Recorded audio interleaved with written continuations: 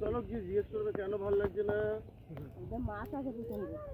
হ্যাঁ ওই বাড়িতে ওটা তো পিপি, ওইটা তো পিপি, ওটা তো মাছি। বাবা রে পিপি বলি এইটার কথাই বলছিলাম। গোড়া পঞ্চায়েতে মনে হয় কাঁঠাল আছে। যাবো তো দেখো না, কাঁঠাল দেখো কত কাঁঠাল হয়েছে এখানে।